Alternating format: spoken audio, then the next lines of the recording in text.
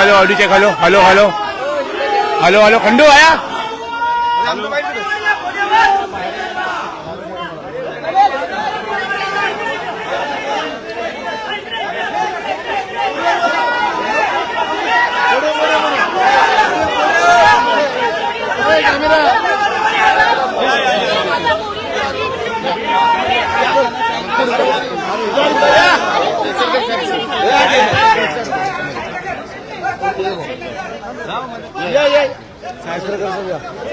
सगळ्यांना कव्हर करा रे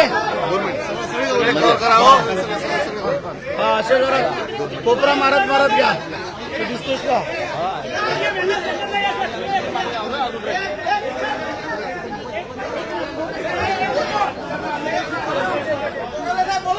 नाही थांब हे बोल आज जो निर्णय आदरणीय अध्यक्ष महोदयांनी दिलेला आहे त्याच्यामध्ये आमचा पक्ष हा मूळ पक्ष असल्याचं सिद्ध झालेलं आहे।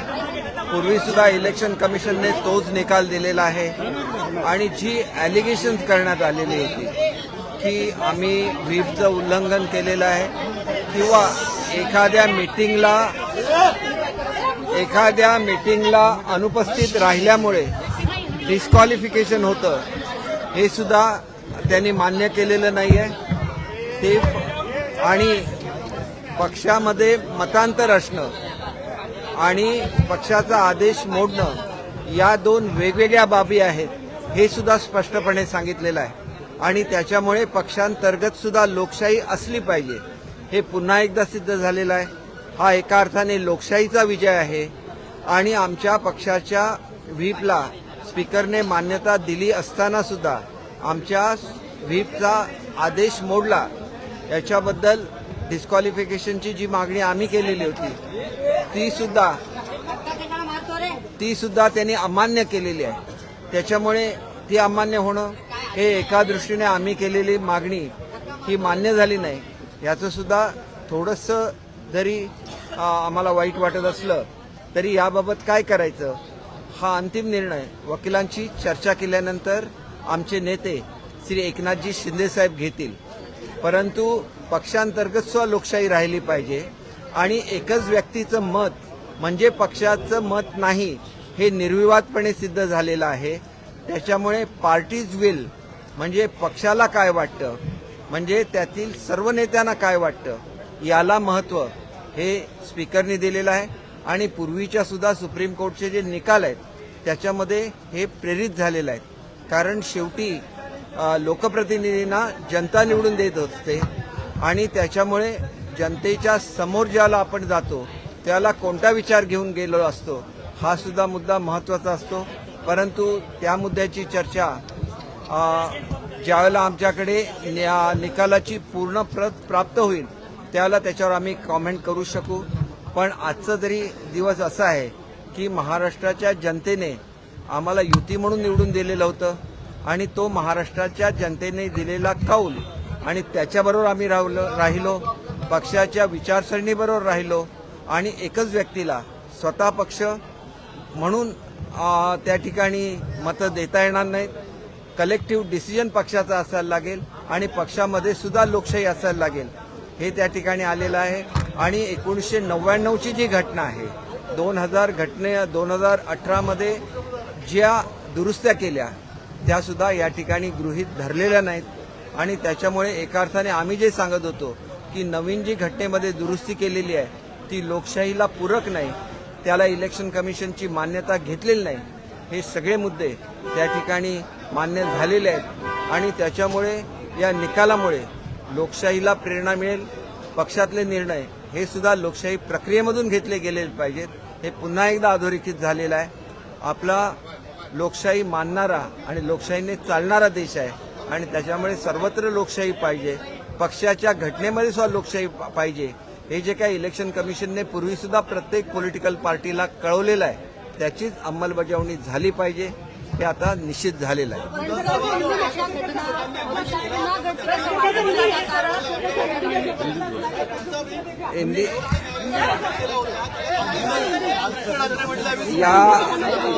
या ठिकाणी इसके बारे में आपल्याला मराठीमध्ये याचं एक्सप्लेनेशन अगोदर पाहिजे की हिंदीमध्ये?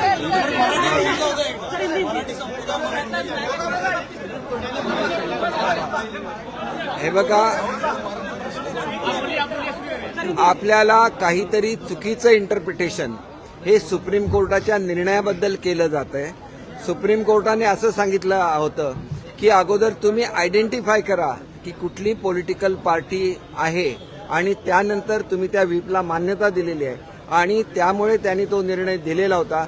पण त्याच निर्णयामध्ये असं म्हटलेलं आहे की या संदर्भात डिटेलमध्ये जाऊन कुठली पॉलिटिकल पार्टी आहे हे तुम्ही निश्चित केलं पाहिजे आणि ते त्यांनी निश्चित केलेलं आहे. आणि त्याच्यामुळे त्यांनी दिलेला निर्णय हा सुप्रीम कोर्टाने दिलेल्या निर्देशानुसारच आहे. जे वयाने तरुण असतात त्यांना ह्याच्यातलं वाचलेलं नसतं, ते अशा तऱ्हेचे कॉमेंट करू शकतात. पण सुप्रीम कोर्टाने दिलेल्या निर्देशाचं कुठलंही उल्लंघन हे स्पीकर महोदयांनी केलेलं नाही. मी हे या ठिकाणी स्पष्टपणे सांगतो. मैं अभी हिंदी में बोलना चाहूँगा कि ये जो निर्णय है, इस निर्णय से डेमोक्रेसी और मजबूत हो जाएगी. इस निर्णय का तथ्य ये है कि पार्टी में भी डेमोक्रेसी होनी चाहिए और एक ही व्यक्ति पार्टी के सब अधिकार यूज नहीं कर सकती जब तक वो पार्टी से कंसल्ट नहीं करती. और इसीलिए एक लैंडमार्क डिसीजन है जिसमें पार्टी कौन सी सही है, ये जो डिसीजन हुआ वो भी जैसे इलेक्शन कमीशन का निर्णय था उसी हिसाब से सब मुद्दों को एनालाइज करके ये निर्णय दिया गया है. इसलिए निर्णय बिल्कुल सही है. लेकिन इसके साथ ही जो पार्टी में स्प्लिट हुई है वो किस दिन हुई उसके बारे में भी एक्सप्लेनेशन दिया है.